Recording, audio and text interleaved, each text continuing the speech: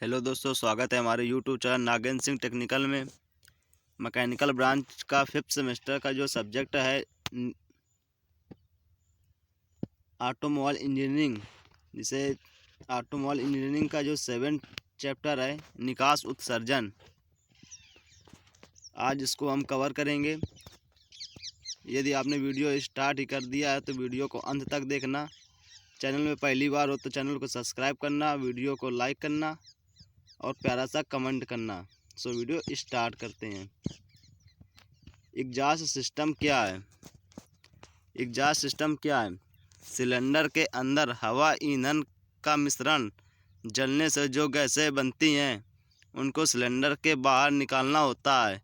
यह कार्य exhaust system करता है। यह सिस्टम सभी सिलेंडरों की गैसों को इकट्ठा करके एग्जॉस्ट पाइप के साइलेंसर से होकर गाड़ी के पीछे वायुमंडल में छोड़ देता है। इस कार्य को यह सिस्टम इस तरह करता है कि इससे आवाज़ कम हो, ऊष्मा का ह्रास कम हो, कंपन कम हो तथा शक्ति भी कम नष्ट हो।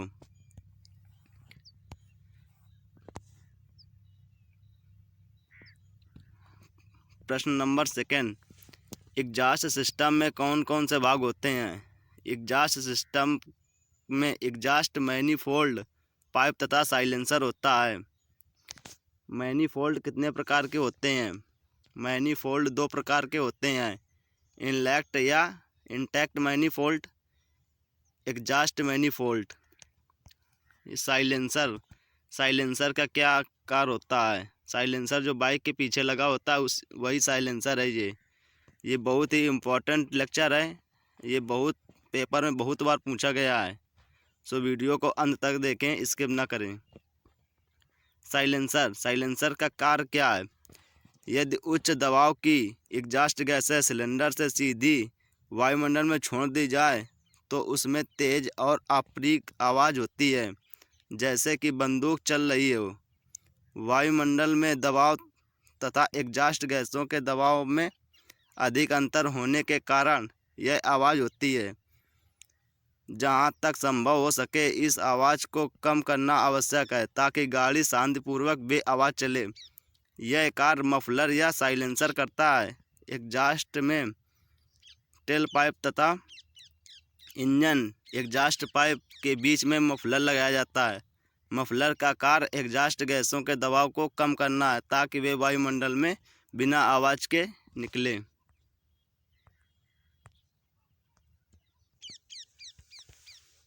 Question number 3, automobile emission control करने के तरीके को स्पष्ट कीजिए।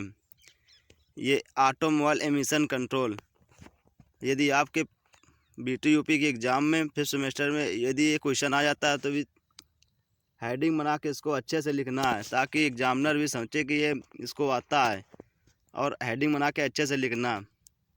देखिए, एक अकेली कार बहुत ही कम प्रदूषण करती है, परंतु 20 लाख वाहन मिलकर बहुत ज़्यादा प्रदूषण करेंगे। इसीलिए एमिशन नियंत्रण बहुत ज़रूरी है। सन 1966 से ही प्रदूषण को कम किया जा रहा है। नए मॉडल HC एमिशन 98% कम किया गया है और CO एमिशन 95% कम कर दिया गया है। सन 1973 के बाद NOx एमिशन को 65% कर दिया गया है।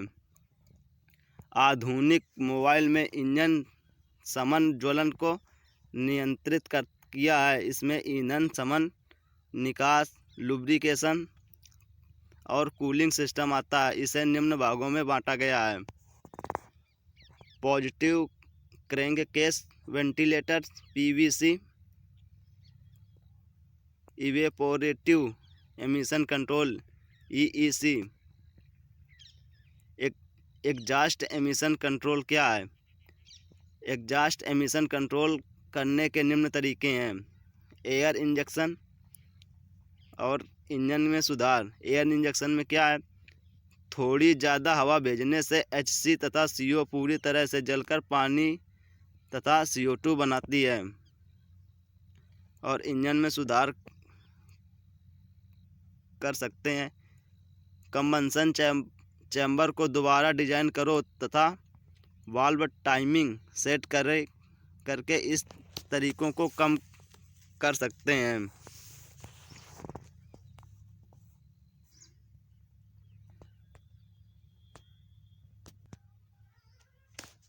स्पार्क टाइमिंग क्या है? पहले एमिशन सिस्टम में टाइमिंग को कम करके HC और NOx को कम करते हैं, परंतु आजकल टाइमिंग इलेक्ट्रॉनिक्स के द्वारा नियंत्रित होती है, जिससे ज्वलन अच्छी प्रकार से होती है और एमिशन नियंत्रित होता है। इससे इंजन की वाणिज्य इकोनॉमी परफॉर्मेंस अच्छी हो जाती है। एग्जॉस्ट गैसें रिसर्कुलेशन कैसे होता है इनका NOx को कम करने का एक अच्छा तरीका यह है कि कुछ एग्जॉस्ट गैसों का एयर फ्यूल मिक्सचर के साथ दोबारा से घुलकर कंबंशन तापमान को कम करके NOx को नियंत्रित किया जाता है। ये ऑटोमोबाइल इंजेक्शन का तरीका आप लोग देख रहे होंगे कि ये किस प्रकार कार्य करता है। इसके बाद आता है ये 5th नंबर कैटालिटिक कन्वर्टर। पहला कैटालिटिक कन्वर्टर सन 1976 में बनाया गया था, जो कि HC और CO को ऑक्सीडाइज करता है। दूसरा कैटालिटिक कन्वर्टर जो कि 1977 से 1978 में बनाए गए, वो NOx के एमिशन को नियंत्रित करता है।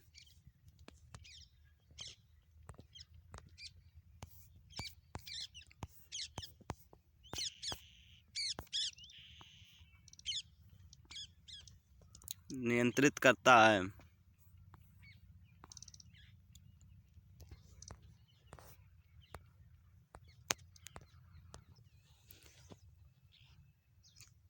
चार नंबर क्वेश्चन है, भारत स्टेट उत्सर्जन मानक क्या है? स्पष्ट कीजिए। ये बहुत ही इम्पोर्टेंट क्वेश्चन है। ये पिछली बार एग्जाम में BTUP को पूछा गया था।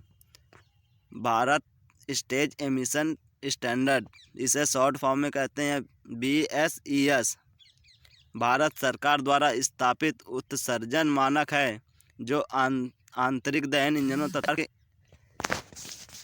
स्पार्क इग्निशन इंजन, जिसमें मोटर वाहन शामिल है के द्वारा उत्सर्जित वायु प्रदूषकों की मात्रा का विनियमन करते हैं। मानकों और इनको लागू किए जाने के समय सीमा का निर्धारण पर्यावरण और वन मंत्रालय और जल परिवर्तन के तहत केंद्रीय प्रदूषण नियंत्रण बोर्ड द्वारा किया जाता है। यूरोपीय विनियमों द्वारा आधारित इन मानकों की पहली बार 2000 में लागू किया गया था। तब से लगातार मानदंडों में सख्त किया जा रहा है।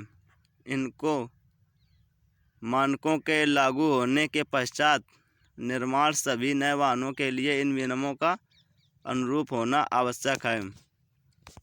आप लोग देख रहे होंगे कि ये PDF ऑटोमोबाइल इंजीनियरिंग की 7 चैप्टर की है। इसको मैं टेलीग्राम में डाले दे रहा हूँ। जिसने भी अभी ज्वाइन नहीं किया तो ज्वाइन कर ले। ये PDF वहीं से आप लोगों को मिल जाएगी। और का बहुत सारे नोट्स और बहुत सारे वीडियोज पड़े हुए हैं, जो आपको 5th सेमेस्टर के ऑटोमोबाइल इंजीनियरिंग के पेपर में बहुत ही मदद देगा। धन्यवाद।